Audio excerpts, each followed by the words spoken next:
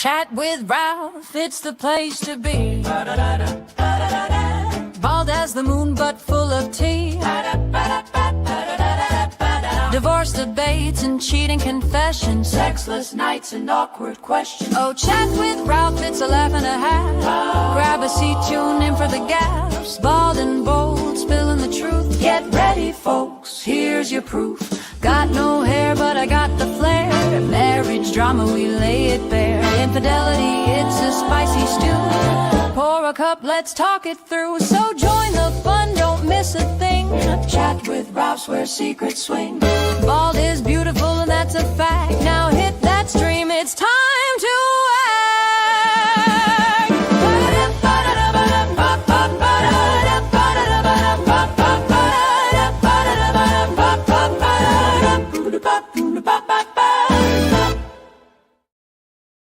See, Mike, I told you. That's fucking great. Is that was like actually commissioned by somebody? Or was it like AI? Like what was That's all AI, dude. That took me literally 3 seconds to create. All I did, it says, "What do you want?" And I said, "I want an old-timey radio jingle, incorporate things like divorce, infidelity, my bald head." It was very bald-centric, I noticed. It's made like 8 references to my bald head, which it's fine, I guess, you know. It's kind of my calling card.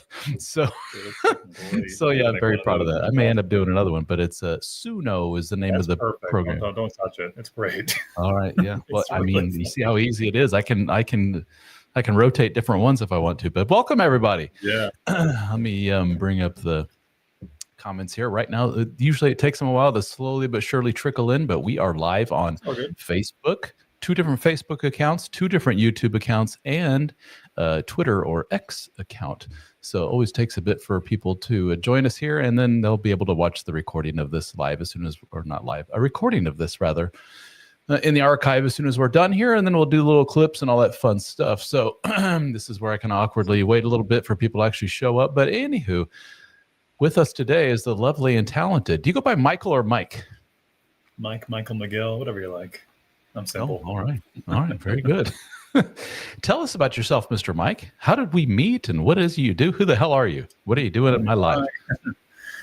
I'm a men's coach. I'm kind of like you and your guys you're working with. I'm trying to work to do a little bit more science and psychology rooted work with guys who don't respond well to the fluffy woo-woo spiritual tap into your inner child and just focus on your chakras kind of stuff to help them working on destructive patterns, like, if they're gaming, pornography addiction, they're lacking in emotional intelligence, their relationships are falling apart, things like that. A lot of things that I went through myself over the years. And it wasn't until a very recent, like say 2-3 years ago, a relationship of mine that blew up that was so, it was like deja vu. It was like, holy shit, this is like, I could literally tell you what's going to happen next. And then it fucking happened. It's just like, what the hell's going on? Only to then start digging into the research and realizing like, oh, this is a pattern. And I'm the one common denominator for all of this. Holy crap. And then looking around, a lot of my friends, my family, my father, my uncles, my guys in my family, same exact patterns, same exact problems. And you keep expanding outwards and outwards and outwards, and you're like, it's literally everywhere. Holy shit. It's getting to the point that it's hitting like statistically significant numbers across society that now you got like governments paying attention and people, and it's really hitting the news and whatnot in terms of, men's loneliness crisis and the sexual recession and divorce rate skyrocketing, and everyone keeps wanting to look at it's this one thing. If it's what the one problem is, it's one problem, and then everything will just get fit. It's a multitude of problems, and everybody's background is different, everybody's story is different. Everybody, all the guys in the space, especially like the nice guys recovering, you're probably missing something in your training, in like your upbringing, something in your childhood, something a lesson you didn't get taught along the way. Some coding, some software that got downloaded into you over the years that is just not lining up to what reality is. And my goal is to help you kind of step in as much as I can with using like science and data-backed ideas and such to help guide you in the right direction. Very good. Yeah, it's in our world, it's often you hear guys say feminism. It's just this evilism.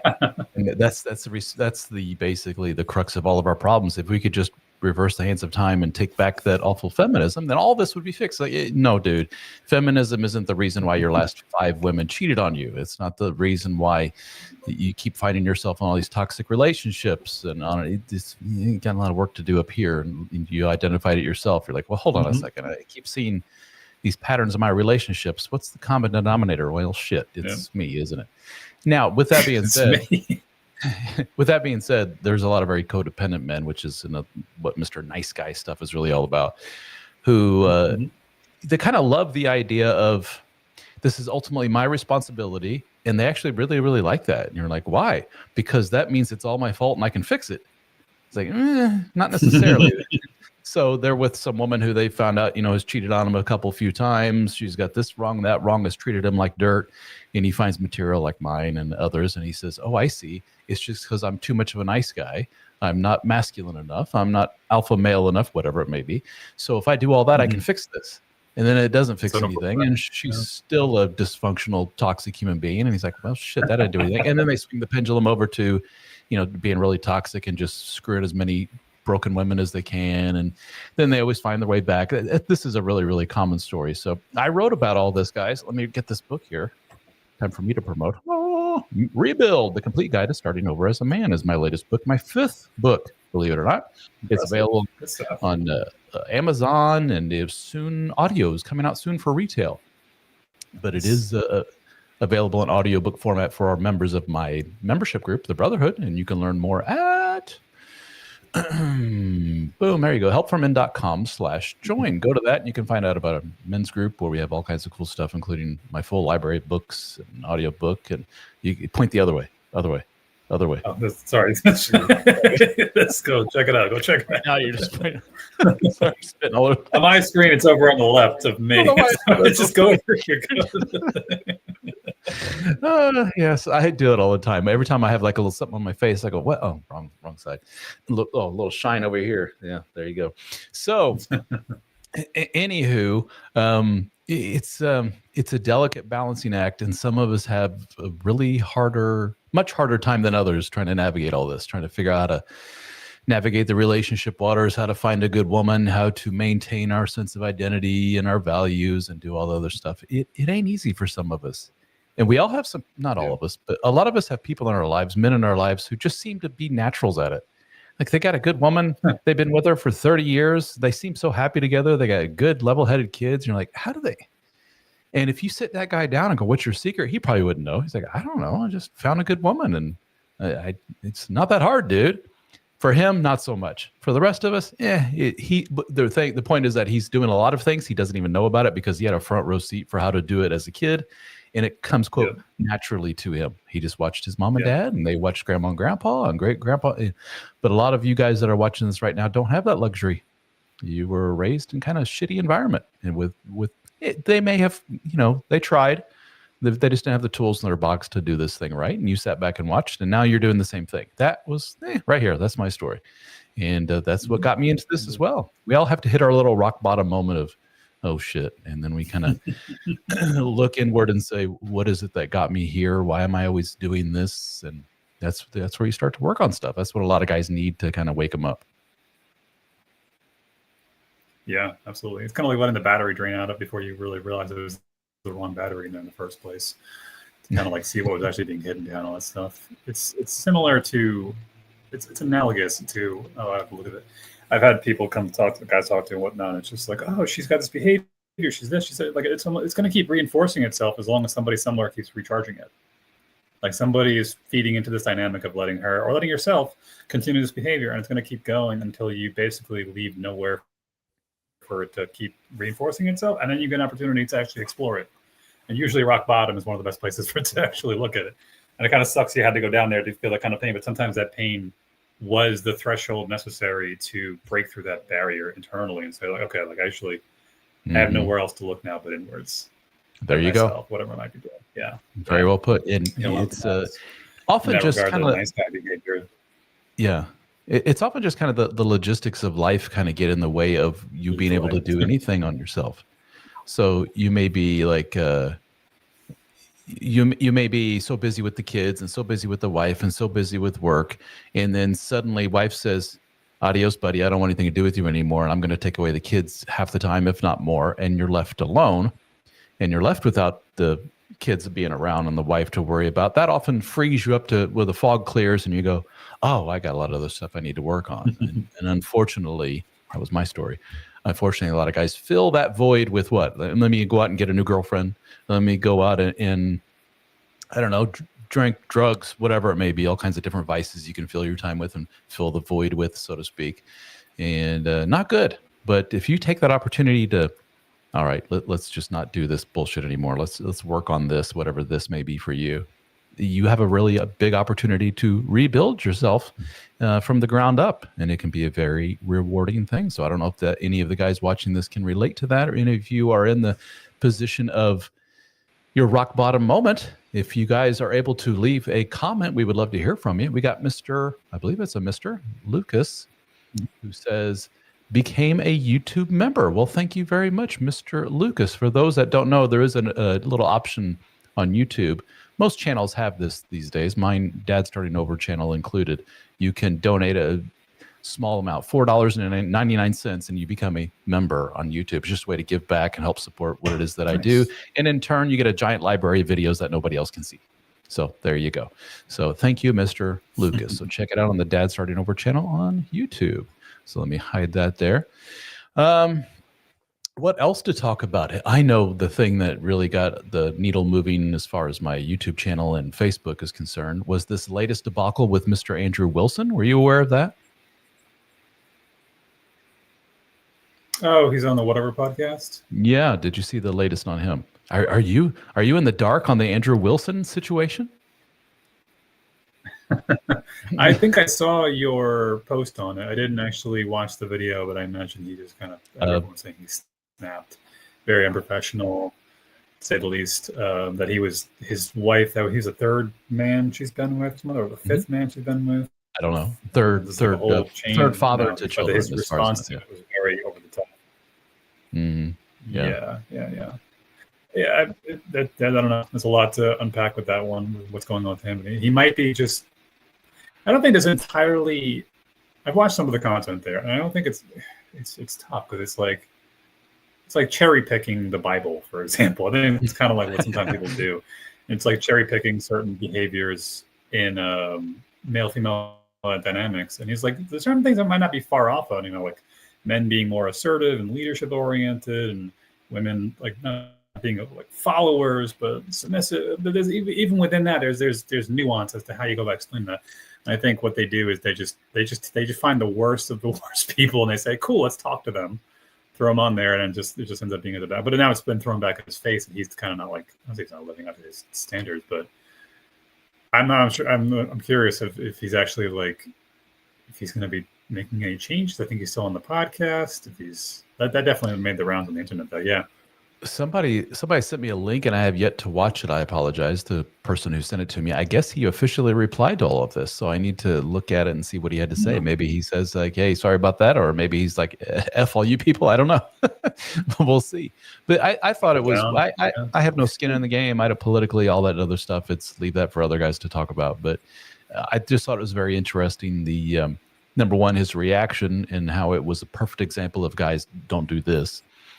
And then in turn, the reaction to his reaction from everybody, which was so split down the middle. Some people saying he won that debate. He defended the honor of his wife, and other people saying, oof, look at this narcissistic meltdown. I think narcissist is a word that's thrown around way too much these days, but it was a toxic meltdown in some form of a guy who just got his feelings hurt. Basically, he didn't like that, and that's okay. You get your feelings hurt, but he did it in a way that he threw out a lot of bombs that probably shouldn't have, and it's an interesting thing to sit back and watch everybody's reaction to this. So, what happens if I click on this? Oh, it just shows a little comments there right over your face. Oh, we don't want that. So. Gentlemen, ladies and germs, please don't be shy. Feel free to leave a comment for myself or Mike. You got any questions for me, the new book, anything in the news? You want to talk about the Andrew Wilson thing, whatever it may be, or a question for Mr. Mike here?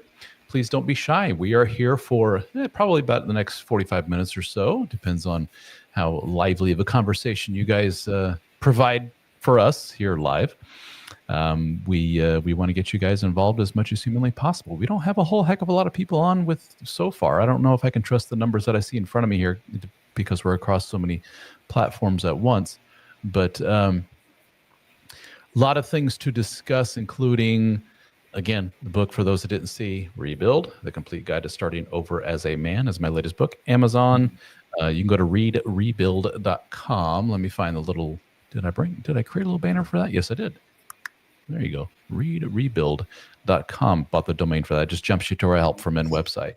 And in essence, it's just as the subtitle implies, if you are a guy that's like kind of lost, wifey said goodbye, or I really kind of lost my place in the world. A common midlife crisis for a lot of men, guys my age, I just turned 50, is to say, maybe it's not necessarily a big momentous thing in their life that chopped them, or cut them off at the knees, but it could be one day you look at yourself in the mirror and you go, this isn't what I had in mind for me at age 40, 50, whatever it is. I didn't want to be sales manager of Acme Company with 3 kids and a wife who hates me. I didn't want, I envisioned for myself, damn it, I was going to do this, this, and this. Why didn't I do it? And for some, that leads them to go, see a family, goodbye, and they run off to parts unknown and get them a new girlfriend. I don't necessarily recommend that for anybody, but whatever the impetus is for your realization, your wake up, it's a very good opportunity for you to take inventory of yourself, and that's what the book is all about. And all of us have kind of had that little moment in our lives. And we got Mr. Joey Kirk here saying, "What's up, Ralph? Just tuning in." Well, what's up, Mr. Joey? Thank you, Joey from Facebook. What's up, Joey? How you doing? Appreciate you joining us today. So if any of you can relate to that, or if you're in the middle of that, we would love to hear from you. Most of the guys that come to me still to this day come to me as a result of another book I wrote called The Dead Bedroom Fix, which is all about sex and marriage. Of anything I've ever spoken about ever in the history of Dad Starting Over, decade plus of creating content, sex and marriage is the number one thing, and it always has been. It's the canary in the coal mine for a lot of other stuff in the relationship. I've often said, Mike, that when a guy comes to me and says, wife and I haven't touched each other in 5, 10, 15, 20 plus years, and then they give me the next line, which is, but I'm telling you, Ralph, everything is awesome except for the sex. I'm like, bullshit, it is. There's no way on earth that a husband and wife don't touch each other for 5, 10, 20 plus years, and everything is just amazing in the relationship except for the sex. The sex is the canary in the coal mine, the barometer for other stuff going on in the relationship. And those guys have a lot in common with the guys that were cheated on, have a lot in common with the guys that are having a really difficult time finding a woman post-divorce, whatever it may be. They all have that same baseline, as I often say, of dysfunction in their lives. Have you seen a lot of the same in your little world? It's got a little bit choppy. Hopefully you can still hear. Oh, we got a bad connection. Yeah. I mean, even for my own life, but I've seen it with other guys too. You do see this kind of... Back? Hello? Yeah, we're getting choppy here, folks. I apologize. You have an idea? Hold on. I want to see if I can pull up this on my phone. Maybe I can do that. Might be a little bit more easier to do. That'd be better reception. Well, right now you're good as far as I can see. In the meantime, I don't know what others are seeing. That's always the danger of doing the live collabs, is that you got my internet, you got your internet, they got their internet. It's who knows how it's going to turn out. And mine here at I have 2 different places I do these from. This space has the worst internet, so could be in part my fault. Internet, guys, is what it is.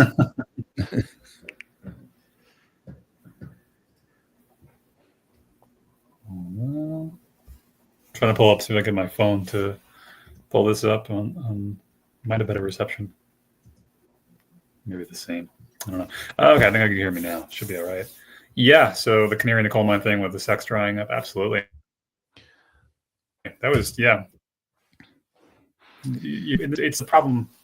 The problem there, if we're doing a little bit like a science nerd shit, is that a lot of very early stage relationship stuff, and even in the first year, a couple of years honeymoon phase, whatnot, tends to be dopamine heavy attraction to each other.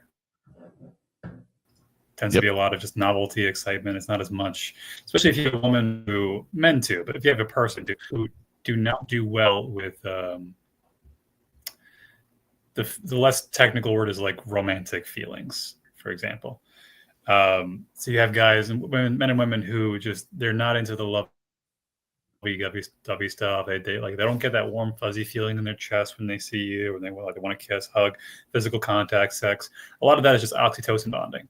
And ideally, what happens in a long-term relationship is you're doing a mixture of, oh, I'm looking forward to seeing you, dopamine, I'm looking forward to seeing you, oxytocin, oh, I actually got to see you, I get to hold your hand, I get to kiss you, hug you, make eye contact, sex, things like that. And a lot of people will, if you grew up, in a household where hugs were not a thing, where love was not, where your parents never really gave you that kind of physical connection or eye contact and things like that, your brain will literally just rewire itself and say, okay, we're not expecting this at all. Therefore, we don't have enough receptor sites ahead to actually uptake this hormone when it kicks into our system. Therefore, when somebody looks me in the eyes and tells me I love you, you literally get like a repulsion because your body's so not used to it for so many years. Could be childhood stuff, could be traumatic experiences, whatever it may be. You get a physical repulsion. And I remember I've seen guys who just like, well, we were having sex, but like as soon as we're done, she runs away, or she doesn't look at me in the eye. She's like off somewhere else right now, or like she jumps in the shower right afterwards. Whatever. What's going on with that? It's just like, okay, she's like trying to stay present, but she really just can't. I mean, the guy says like she wants me to hug her more, and I don't know. Or she wants me to kiss her. Every time I tell her, it's like tells me she loves me. I don't know. I just get goosebumps. What the hell it is? Telltale sign right there is like something is not vibing right now, either in you or in her or in both of you. And it's something to start addressing, to ask, like, it's pretty normal for human beings to engage in these kind of activities. Like the simplest example of this you can think of, if anyone has little kids, it's like when babies don't talk, they can't communicate aside from just facial language and maybe like goo goo gagas and said their communication is 99.9% emotional. If you make eye contact with a baby and they look at you and they smile and then you smile, you both just got a hit of oxytocin. That's what that feeling feels like. It's just like, oh, that felt good, dude. I don't know what it was that made me feel good. But again, like if you grew up in those households or environments where you just didn't have that kind of regular opportunities for oxytocin bonding with your parents, hugging, kissing, holding hands, cuddling, whatever it may be, which then graduates into sex and romance in adulthood, you're only gonna be working along those dopamine pathways. And then finally, when that burnout does happen, when will eventually happen, this is exactly like, it's like chasing the dragon. It's like whatever kind of activity you're doing that's dopamine activated is going to just burn itself out. You're not going to be able to interest it. And then there's nothing left to hold the relationship together anymore. And then that's either when you say, fucking them out. I mean, that's why they keep hopping from relationship to relationship to relationship, because it's new, it's novel. It's that dopamine hit. Oh, I don't know what's going to happen. It's exciting. And then as soon as it gets to like, hey, I think I love you. And they're like, hey, there's the door. Bye. And they just want to walk out of there. Yeah. That's the cycle that repeats itself until you actually start to ask the question, why does this keep happening? There's something that you have to work on retraining in yourself, or not in your partner, in yourself, because you can't get anybody else to do something they don't want to do, especially if they're emotionally avoidant. Like they will just completely shut down and you're just wasting your time at that point. Work on yourself and see if they follow. And if they don't follow, move on. Yeah, my audience consists of a lot of anxiously using the attachment theory as a template, anxiously attached men with avoidant women. And a common thing we hear from those men is, this woman wants nothing to do with me. When I reach to touch her to give her a little kiss in the kitchen, or she's like, no, I'm all touched out. Please, no. And on and on and on. And he sees this day after day. And unfortunately, a lot of these guys are very Mr. Nice Guy types, very anxious types. And they will notice one day, I'm looking at the drawer of my wife's nightstand, and I'll be damned, I think the vibrator has moved. And then he'll do little experiments. He'll like, I'm going to move it over here. I want to see if it moves. And then the vibrator moves the next day, and then the next day. And he's like, she's moving this thing all over the place. I think she's using I had one guy. I had one guy who put a recorder in the bedroom and recorded, and he got his wife on an audio recording using the thing. So he's like, aha, caught you. And it's like, you didn't catch her doing anything evil. What you caught is a very avoidant woman who still has sexual needs, but she can't fathom doing that with you. And it's not because you're a repulsive, awful, terrible, horrible human being. It's because you're the guy she's married to. And you're the guy she needs to be vulnerable with. You're the guy that she has maybe some past resentments to, and all that gets in the way of wanting to connect. And she's just probably more apt to do a little roll in the hay with the pool boy, to use that overused metaphor or whatever, and more so than the guy that she's supposed to love and made babies with and everything else. That's just the nature of a very avoidant person. And most avoidants, by the way, are men. So you have the man who's cranking it away to porn, but he's just like, wife, leave me alone. You got the avoidant guy who's like, goes off to the escorts. Yeah, but wife, leave me alone. And she finds all this out and she's heartbroken. Like, what the hell? That exists, guys. That's out there. It's just not in my little audience, my world. So that not being able to combine the sexual with the, how can you say it? The cuddly, the real, the schmoozy, the lovey, to keep those two worlds apart, the erotic, visceral, animalistic, and then the lovey stuff. That's pretty common in our world. And I've talked to men who say, I can't get turned on when I'm in love with a woman. I almost have to see her kind of below me in a way in order to get turned on enough to have sexual intercourse with her. And you're like, oh my God, dude, that's not unheard of, man. And I think some of you are dealing with a woman like that.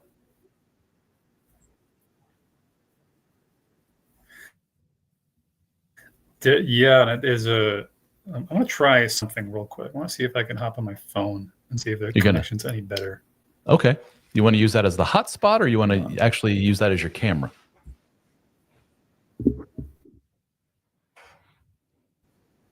You may go bye-bye on us, and if so, that's okay. Camera. I'm curious if maybe it'll help a little bit, and if it doesn't, then we'll just see if I can do this. So it says you have... Oh, geez. Let me remove that and add this. Okay, you are on right now. Oh, we see you on the phone. Yeah, so don't do anything wrong there. We're looking at you right now. Okay. This should be better. There we go. Cool.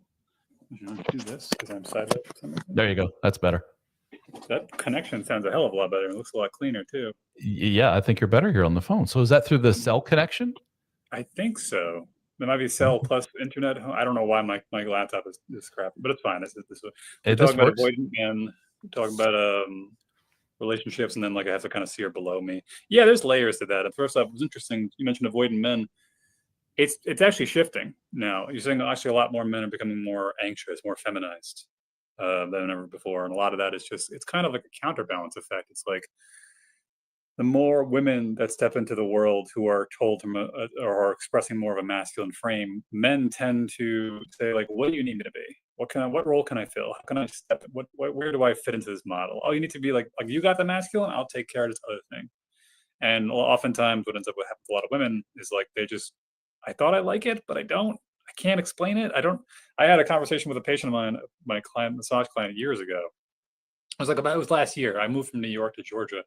Before I moved, we went to lunch with her. She'd been a client of mine for years, and we were just very close in that regard. She was married. She had 2 kids, and her husband, like, he's a great guy. It's like he works his ass off. She's a stay-at-home mom. She's got some health issues. He takes care of her. She does the best she can. And we were talking about this, and we got to a point. She told me, "It's like, yeah, we haven't slept, and God knows, I haven't slept with him, God knows how." And I feel bad. She's like, "I feel bad that I haven't, but I just like my drive is just not like I don't know what's wrong." And I asked her, like, "Okay, like what do you think it is? If you can point to something." It was funny just watching her. She's like, I can't put the words to it, but it's just like not masculine.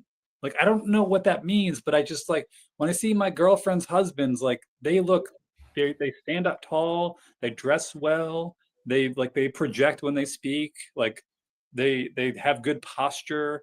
Like something about it, I just can't. I just look at him and I'm just like I love you. You're so good. You take care of me and the kids, and I just don't have any sex drive for you, and I feel horrible about it. And this is what I think when we talked to my podcast a while back. It's this idea of like the cave people talking to each other, like the caveman and the cave woman. They're having a very different conversation versus what your logical mind is telling you what's actually going on. It's very, very different. And I think even more and more nowadays, you're not going to see it openly, but behind the scenes, you see a lot of women saying like, "I'm pro-feminist, I'm pro-women's empowerment, I really want a masculine man, but I'm really, really into like women's rights, like, but I want him to like choke me in bed." But aside from that, it's just like, so which one is it? And I think a lot of it is just women that are afraid to say it out loud because there's a lot of collective social inertia that's built around this idea of women being solo, independent, empowered, and not realizing, like, whether you like it or not, there's a cave woman in the back of your brain that responds to certain things. Mm. And even with the caveman, same thing. It's like, I'm not married currently, but like any man who's ever been with a woman who's like gained a ton of weight, like, I love you, like, you're maybe my wife, mother of my children, like, I'm not sexually attracted to you. She's like, oh, I mean, whatever. Like, I don't get to choose that I don't feel this towards you, and that's what Mm-hmm. bothers me. It's like there's parts of my psychology that I don't get a choice in how it was expressed. It just happens involuntarily. Yeah.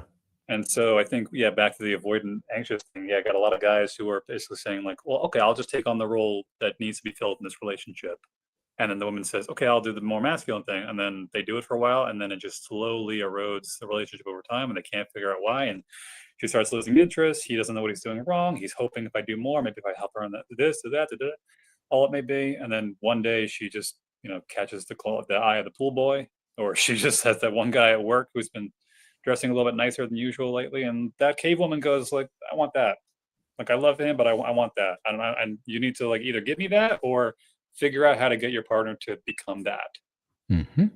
And if any ladies listening to this say, yeah, I can relate to that. My prescription is set aside your fear of rocking the boat, which is very common for a lot of ladies, and set aside your fear of upsetting him and hurting his feelings, and just be really, really blunt.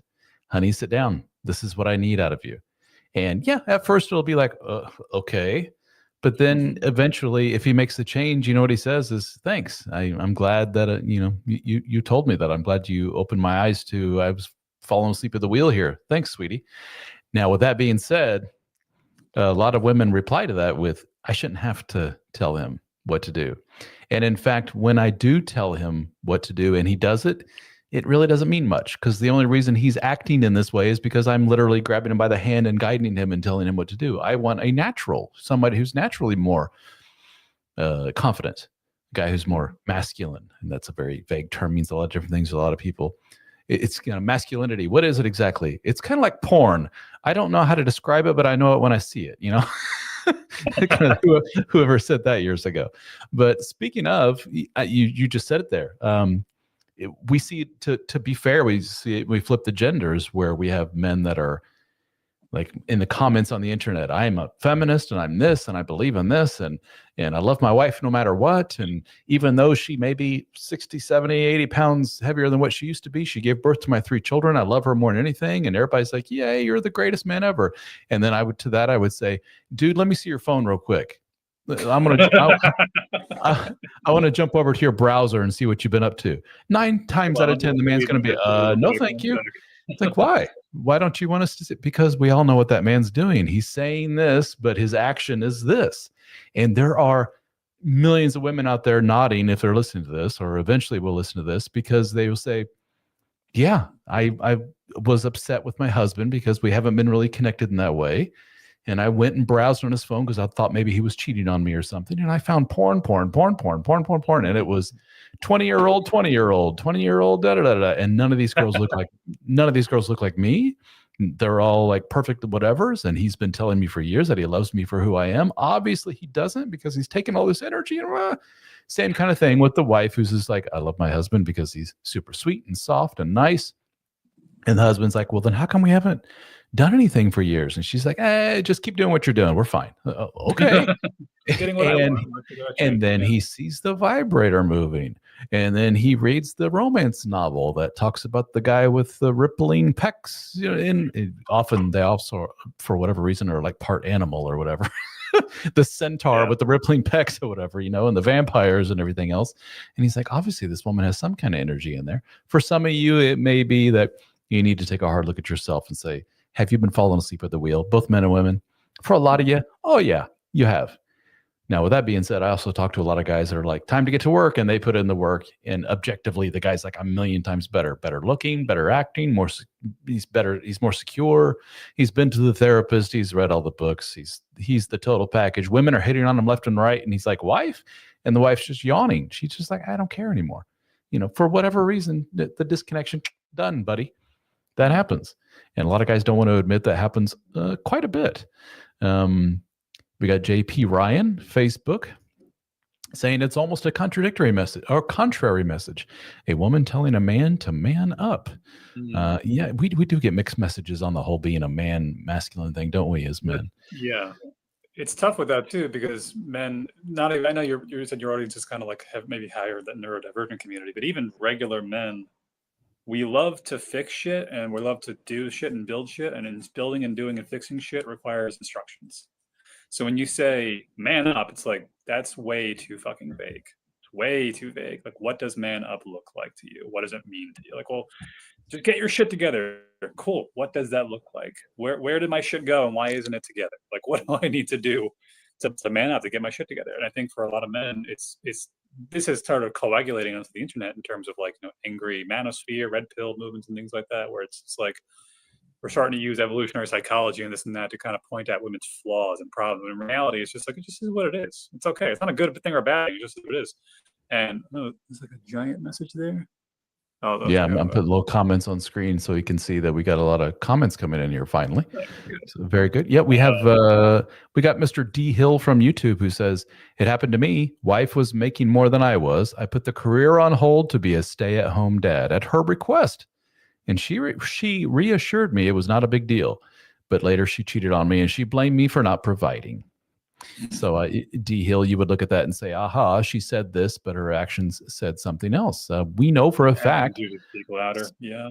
Statistically, if you want to be a stay-at-home dad, your chances of divorce just went, your chances of a dead bedroom just went, and a lot of people will say, well, there's a lot of factors in there. Correlation does not mean causation. Yeah, but there's a lot of things that go with that. And I have heard from the women directly who tell me, I hate to say it, but coming home to a husband who's cleaned the house and yeah, he's done a good job with the kids and everything else, and he's playing with the kids, I'm jealous of him, number one.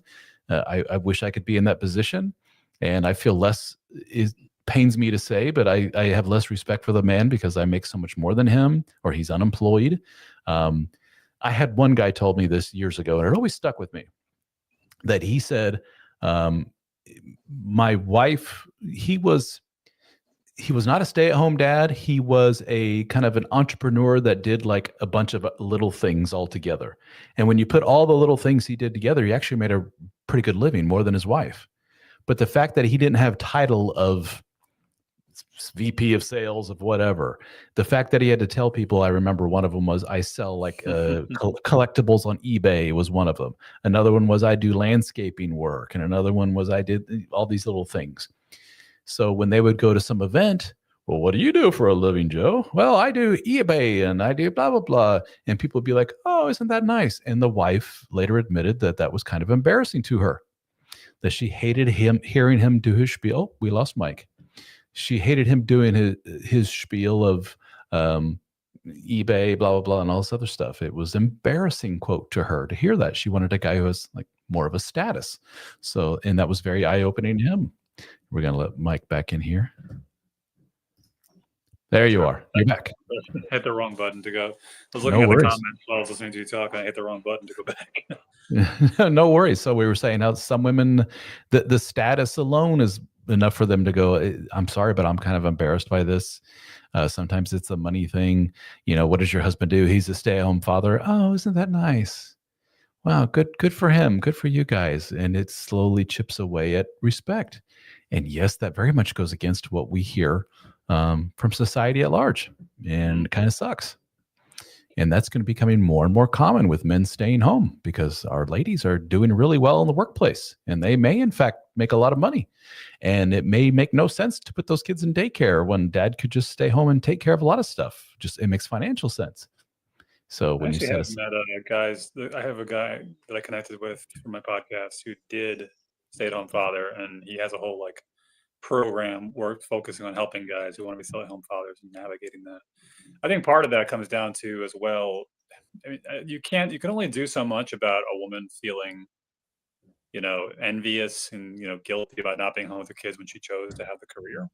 But it is possible, I think, to do if you can at least have a really open, honest, and brutally open like conversation with your partner about like, what does our polarity look like, despite the fact that it seems to be economically reversed. It's like, normally I'd be the one making the money, you'd be the one at home with the kids, now we're reversed, but can we still maintain this dynamic where you still see me in like a masculine male position that makes you happy to see me and attracted to me and calm down and all that stuff. But yeah, I think there is also that layer of women, men and dudes too, like status seeking amongst your friends and your colleagues and your family, where it's like, oh, what does your husband do? Oh, he's, Giga Chad coordinator manager of Google. And like, oh, fucking, that's awesome. What does your husband do? Oh, he stays home with the kids. Like, Giga Chad sounds better. I don't know why, but just, But if you, that's part of it also, the thing is creating a community of people you surround yourself with. It's like, do you surround yourself with people who actually respect you for what you do? Like if you have a community of stay-at-home dads, and like if you've got other men you connect with who do that exact same thing, and the wives are all on board with it too, then it might be easier to navigate because then you're not really like competing with the next person next door. Yeah. But if you're posting on the internet saying like, oh, my husband is a this and this, and it's tough when you have a person who derives a sense of self-worth by their spouse's status in the world. That's a dangerous one, I think, in general. Or you say like, oh, like, what do you think of me based on what my husband does? There you go. That's a terrible way to go about living your life. It's one thing to say like, what do you think of me about what I do? But what about this person that I chose to be with? I'm fooling around here with the comments. We got Joey says unhealed avoidance and attachment issues are subconscious, and I feel like some women with those issues create situations where when you are approached with the issue, she has you fix it, and then the goalposts move, and then you fix the next thing, and the goalpost moves. As a man, if you aren't aware of your own attachment issues, you end up ruining your self-worth and self-esteem, trying to be what your partner wants, but never measuring up. And in the end, you become resentful and never want to change a thing about yourself for anyone. It's tough. Very well put. That's pretty much the crux of it right there. D. Hill says, yeah, it sucks. I thought I was doing the right thing for our family, but I guess not. Strange thing is that she affared down. Yes, that's very common. The guy is not a provider at all. He doesn't even have a car. So she wasn't looking for Mr. Take Care of me. She was, or on a monetary way, or Mr. Status, or whatever. She was looking for just some fun on the side. And it probably literally didn't mean anything to her in that way. And I'm not saying Mr. D. Hill, so forgive her and take her back and everything else. It shows she's got a problem. And there are a lot of men who can relate to her problem, which is, I was with escorts and everything else. Do those escorts mean anything to you? No, they were just to get, to scratch that itch. Well, you had a loving wife at home who wants you and everything else. Why not her? And that's wife is, mother to my children and everything. I don't look at her that way. I want to be crazy and sexy and kinky, so I have to pay people to do that. Have you talked about the Madonna horror complex on this channel yet? Say again? Have you talked about the Madonna horror complex in this channel? That's the Madonna horror complex, a very, very common thing. Yeah, which is, I can't, in part, I can't see my wife as a erotic sexual thing anymore. She's the mother to my children. She's the Madonna. And so I've put her up on the pedestal of she's too good to do those dirty things with. But this one over here, who I have no interpersonal anything with, I'll do all kinds of nasty stuff with her. And believe it or not, there are moms and wives out there who are saying, I sure wish I would do filthy things with my husband, but he has no interest. And then they pick up his phone and see all kinds of stuff. And it's baffling to people. But this is a really common thing. JP Ryan, in that a woman asking a man to do the masculine things she wants may feel emasculating when he may be spending significant energy doing the things she asked him to do that most would interpret as feminine. Honey, you are so good taking care of the house while I bring home the bacon, but I need you to take charge. So what I'm hearing is a lot of men saying, the women tell us this, the women direct us to do this, the women are, bossing us and directing our lives in a certain way. And then we're like, yes, dear, whatever you say, dear, and I'll be damned, she's not happy with it. A lot of that can be avoided, guys, by having a good sense of identity and who you are and your own values and everything else. To when somebody comes to you and says, do this, you say, no, I don't want to do that. That's not me. My wife, for example, makes very good money as a surgeon. So if my wife said, it makes financial sense for us to take the kid out of daycare and you stay home, I'm like, it does, but no, I'm not doing that. I want to build this business. And this is my mission in life, and the Help for Men organization and all this other stuff. That's what keeps me going. That's what lights a fire under my butt. Without that, I'll be like, I'll probably be a depressed dude, especially a dude sitting at home with a kid all day long. And I was like, no, thank you. There's nothing wrong with that. Well, Ralph, you may piss her off or what? So that's who I am. That's not me being an ultra manly dude. That's just me being true to who I am. So guys, I talk about this and more in my latest book, Rebuild, the complete guide to starting over as a man. Check it out. You see my name on the bottom. Do a search for Rebuild Ralph Brewer on Amazon and you'll find it. Or go to read@rebuild.com. Making sure I'm not missing any other. Number one is learning how to disappoint women. Say it again. Training number one is learning how to disappoint a woman. There you go. Guys do not get that training, and it's actually part of what we do sometimes in the coaching space. Is like your job is to do something that like you want to do, and it's going to piss her off, but it's actually not a bad thing to do, and just like sit with her discomfort, sit with her displeasure. I'm going out with the boys to go play a sport, whatever it may be, or I'm going to go to like, oh, I don't really want you to. It's like, well, there's nothing on the agenda right now that really needs my attention. I haven't had time for me. I love you. I'm going to go do my own thing. Yeah, but she's going to be pissed. Cool. Let her be pissed. And then when she gets through that, she'll be like, how many times do you see women who are just like, I didn't want you to, but I appreciate that you were willing to like stand up for your own like interests. And then that becomes like sexy in itself. And all of a sudden she's like, wow, he actually has the balls to stand up to me. But it's a lot of things. If you, especially me, this was me, the nice guy thing. You grew up with like a father that pedestalized the mother, but the reverse wasn't true. Like you need to pedestalize each other. That's fine. Like you're both holding each other in high regard. But if it's like, you're up here and I'm down here and it's never going to reverse, you become this person who's conditioned to make sure mom or your sister or your aunt or your grandma is happy no matter what, even at your own expense. You take that to an adult relationship and the woman just goes like, I don't know why I'm getting the ick. It's just, I can't explain it. It's just nasty. It's just like, you don't have any hobbies. And then you end up saying like, your happiness is my happiness, which means when she's inevitably going to get unhappy at some point, and it's going to happen no matter what you do, it's now your burden. And then you're going to dump more on her of saying like, I feel bad that you're unhappy because I'm supposed to fix it, but I can't fix you because you're unhappy with your emotions and I can't fix your emotions, which is then causing you to feel even more unhappy because now you're holding your emotions plus my emotions. And then it just turns into around and around we go. Yeah. Chad with the no car, no job, who, like fucks like a champion. Suddenly, like I want to go hang out with him. I can't explain why. So it's the these old axioms. They are old axioms for a reason, which is you can't make everyone happy, nor should you try to. And you're, one of the things that a lot of men going through a lot of the rebuilding process and trying to overcome their codependency and so forth. One of the hardest things they have to deal with is I'm going to piss people off and people are not going to like me because of insert reasons. And you say, yeah, welcome to real life. Welcome to being a secure individual. You recognize that not everyone's going to love you. And in fact, you may really piss people off.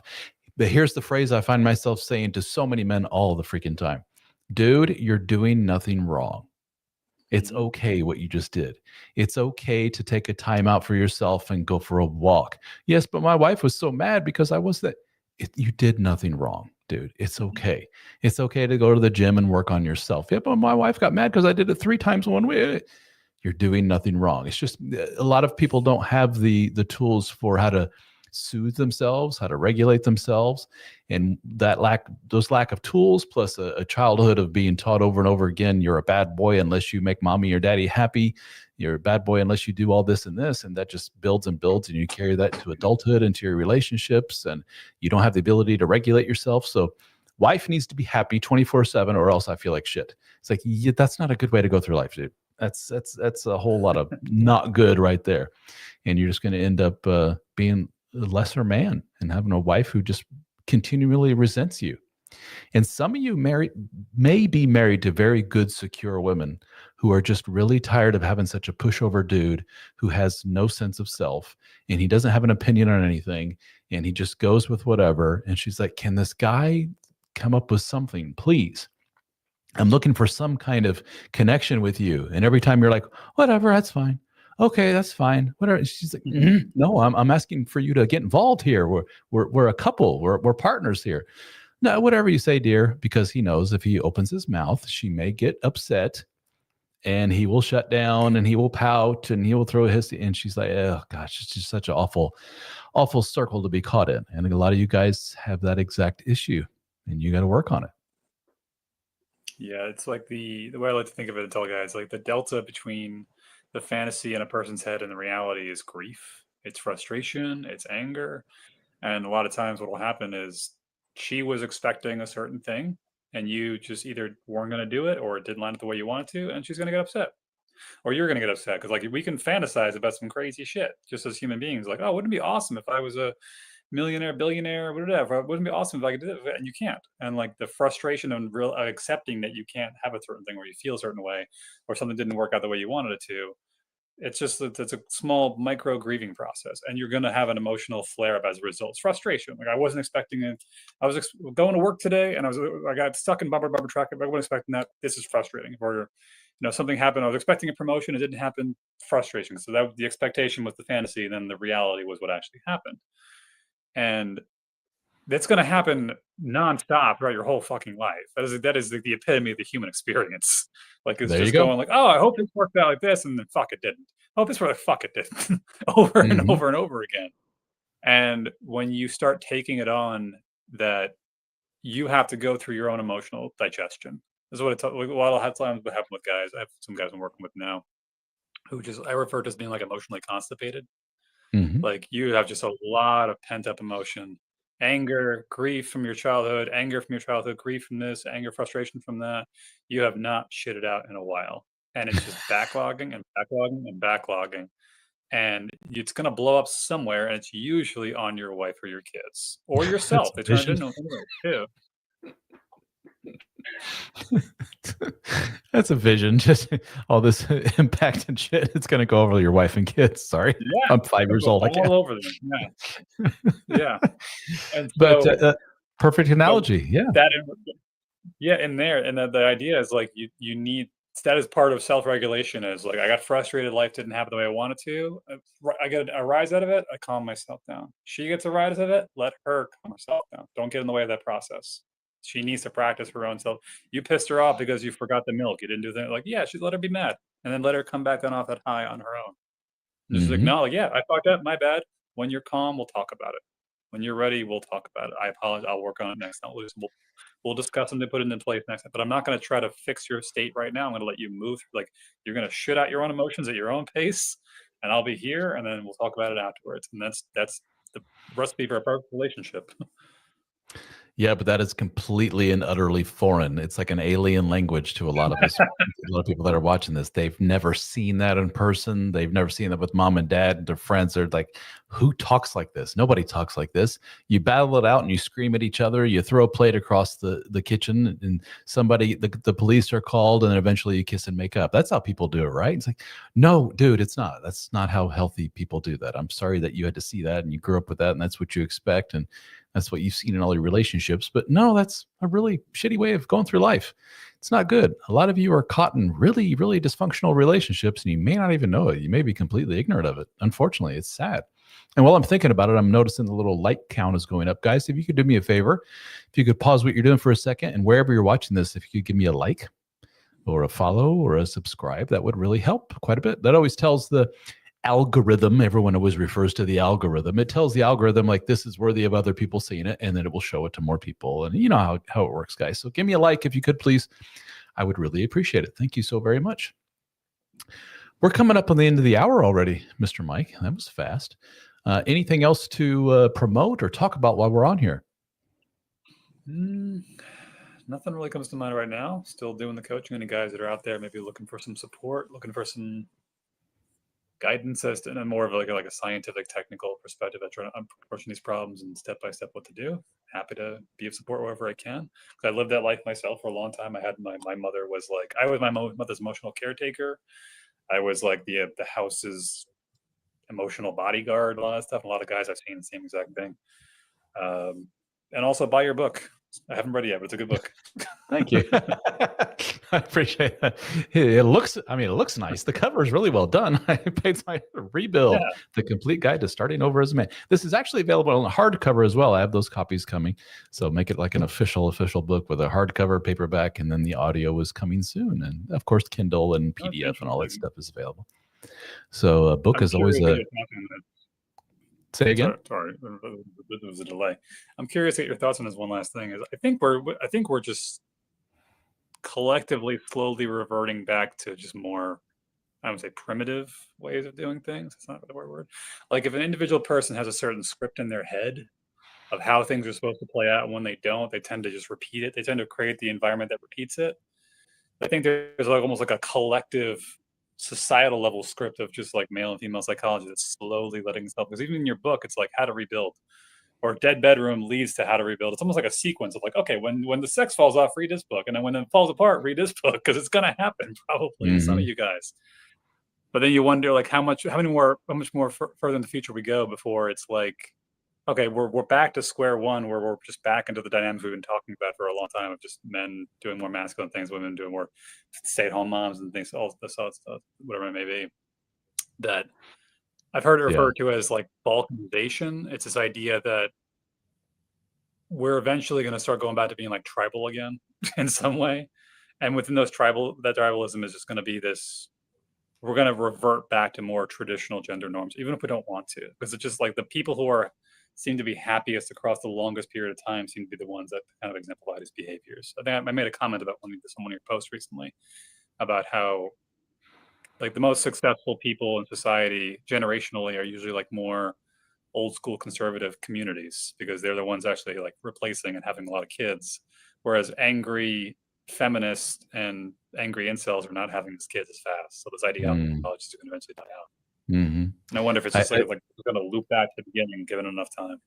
I think a phrase, good topic for discussion. We could talk about this for hours, but a word there that you used in the middle of that, which I think is really important, is community, which is something that is sorely lacking for a lot of people. And it does seem that certain types of people, political persuasion, whatever it may be, tend to value community more than others. And so I don't necessarily know if more procreation, more kid making makes people happier, but it does fill them with a sense of purpose, which is something a lot of people are missing. Like I have my purpose now, make sure these little ones are alive and thriving and they grow up healthy, and the community all comes together to help do so.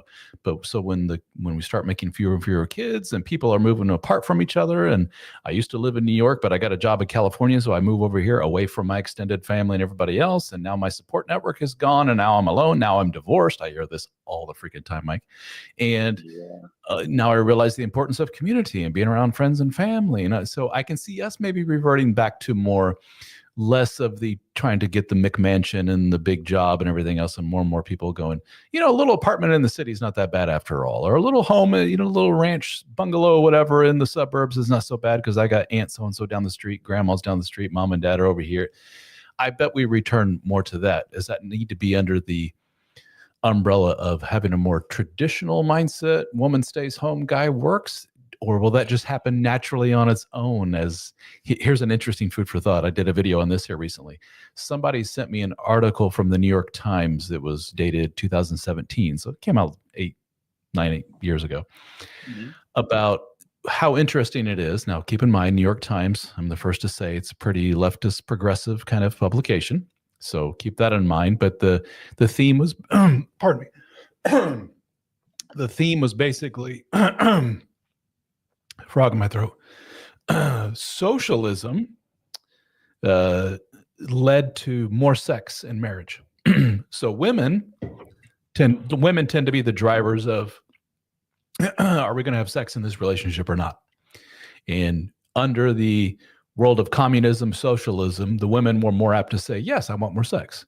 And so the article research, well, why is that? And it would seem that when you have a lot of social safety nets in place, the women can relax. I don't have to worry about it. Is somebody going to get fed? I don't have to worry about it. Is the rent going to get paid? I don't have to worry about insert 20 things here. And then I can allow what Mother Nature wants us to do to come more to the surface, which is getting it on, making more babies. So is there something to be learned for that? And their point is that maybe we need to return to more socialistic government-run programs to relieve some of the pressure on a lot of women. This is just kind of a canary in the coal mine of society in general. If we want to raise the birth rate, well, then take over a lot of this stuff and help out people, blah, blah, blah. Point taken, right? But can that also be, what do you call it? can that culture, can that atmosphere be cultivated also, not necessarily in a communistic way, but in a more traditional conservative way? We can do the same thing by saying, ladies, you don't have to work. Ladies, you don't have to do this. Ladies, you can stay home. Let us take care of everything. And then will we see that? I don't know. Case can be made either way, but it's an interesting thing to look at. And I think to go to the extreme of communism, kind of silly, but it does illustrate the point. Now, what was interesting is you had women that responded to that article, whether it was on my Facebook page or when you went to the article directly, who said, I lived under communism. And this is true, but you know why it's true? We were all bored out of our minds. We had nothing to do. So we just filled the time with having fun however we could.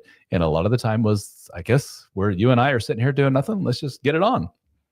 Maybe sometimes it's that simple. When you got a lady who's working 80 hours a week and you got a guy who's working 80 hours a week and you got the kid, you have no time for each other.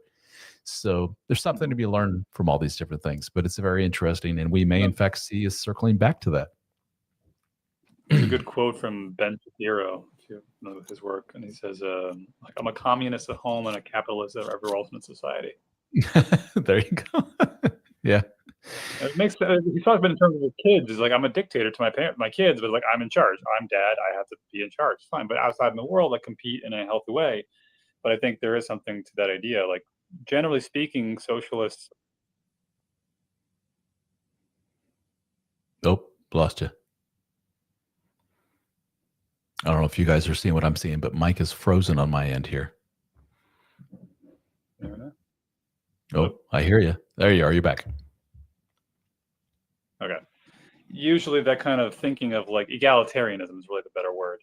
Tends to be a more feminine attribute. Like we have to make sure everyone gets, because it's more of a female survival strategy is like we have strength in numbers, but other women here, we can all get along. But even within that, what's interesting is you see a lot of, there is competition under the surface. You just don't see it obviously.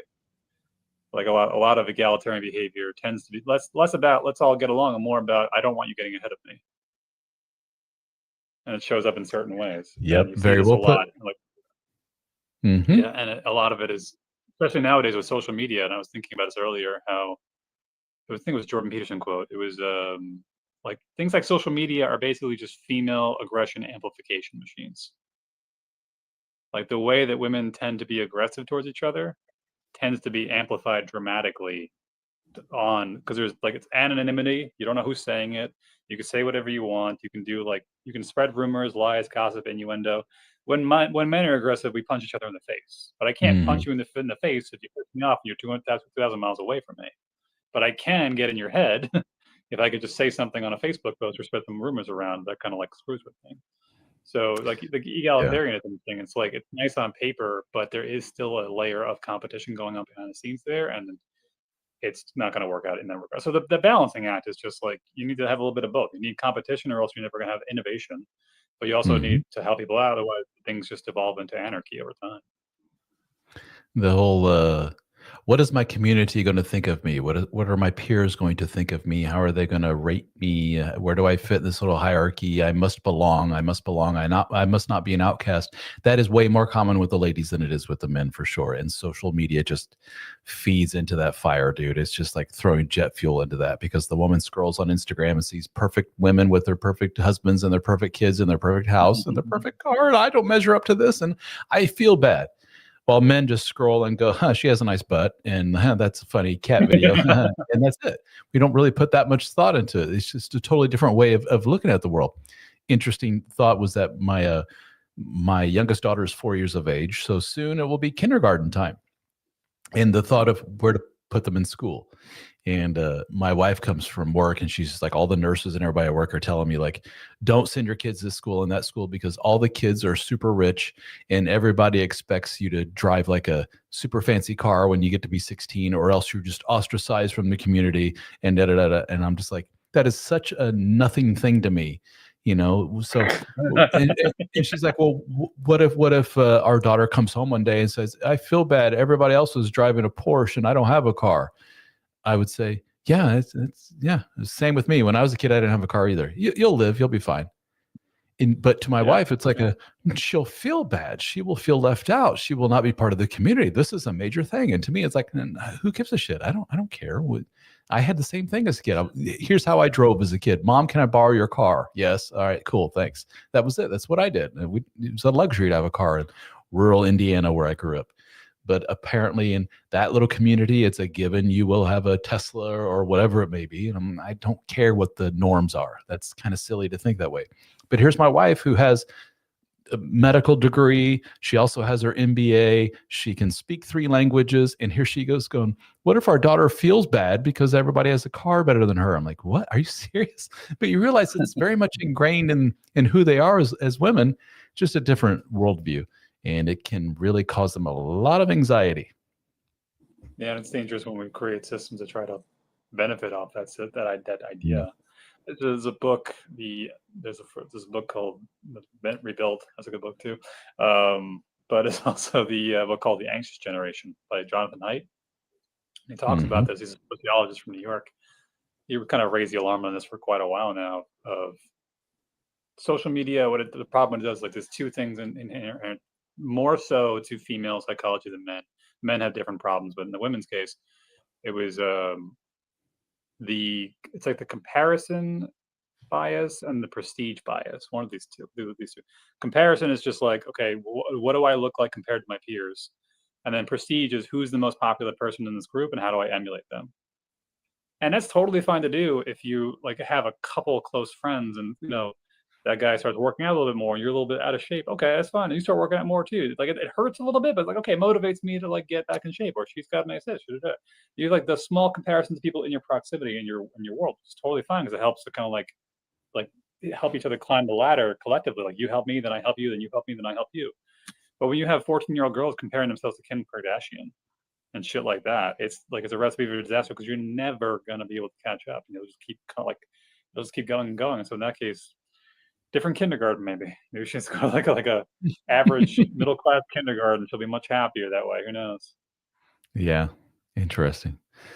We got Russell saying this reminds me of your interview with Michelle Langley, where she said the last piece of equality for women is accountability.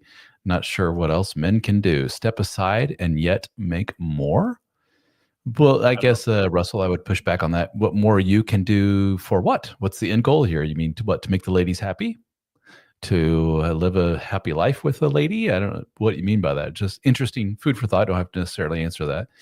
But Mr. Mike, I'm going to go ahead and call her quits. Thank you so much for joining me today. Do appreciate it. Sorry we had all the interwebs issues, but is what it is. I've been on calls here before. I was with the Orion Teraband once, and it just kept locking up and spitting us off like every 5 minutes. So yeah, I've chatted with him 3 times, two or 3 times now. And he was an interesting chat for sure. So I'm hoping to get him back on here soon. But guys, thank you so much for joining us. If you haven't already, give me a follow, subscribe wherever I got guys on Facebook, YouTube, X, however it works. Give me a follow, give me a like. I would really appreciate it. Thank you so very much. And last but not least, I keep reaching there. Check out the book, Rebuild, the complete guide to starting over as a man. You can learn more at readrebuild.com. And Mr. Mike, once again, thank you so very much for joining me, sir. I appreciate you. Man, I appreciate it, Ralph. All righty. And we'll catch you on the next one. Toodaloo, everybody.